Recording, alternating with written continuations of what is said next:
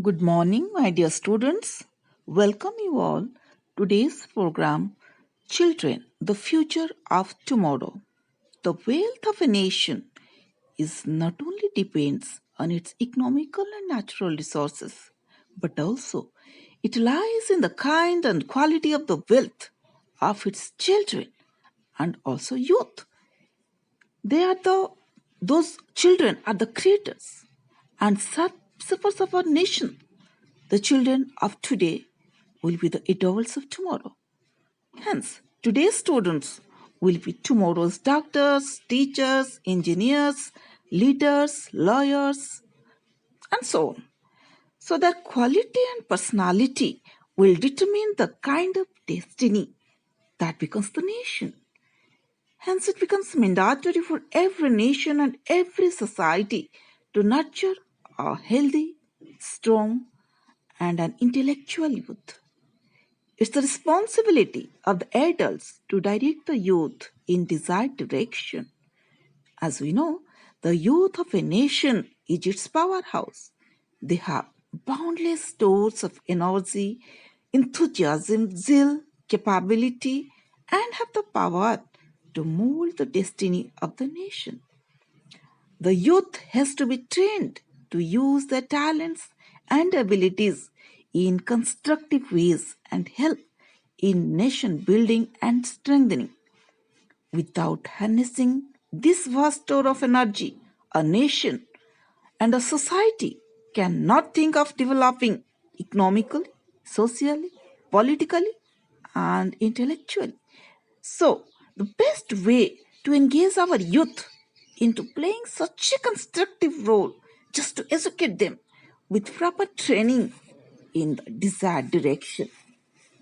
As we know, if a society is careless and not so caring about its youth and fails to educate them in a productive manner, then the society is in danger of facing violent youth. The trees and flowers of a garden has to be trimmed. Why? Just to make it look beautiful and appealing. Otherwise, what will happen? We know it. The plants and bushes will go spoil the beauty of the garden and will not reap proper blossoms. Like that, a child has to be frowned of its baser instinct and trained in a proper manner in order to be beneficial to the society. So society should provide its youth with a reset kind of education, with the right kind of education. The education provided should be progressive, keeping up with the needs of the society and so not only create great professionals excelling in their fields, but also a good person. So proper facilities and appropriate environment should be provided for developing sound values among our students, our children. And that much stress to be given on all-round development of child's personality, which was the main aim of Mahatma Gandhi. Academics should be taken care along with adequate emphasis not only on education but also on co-curricular activities, sports, technical areas, and other fields as per the interest of the students.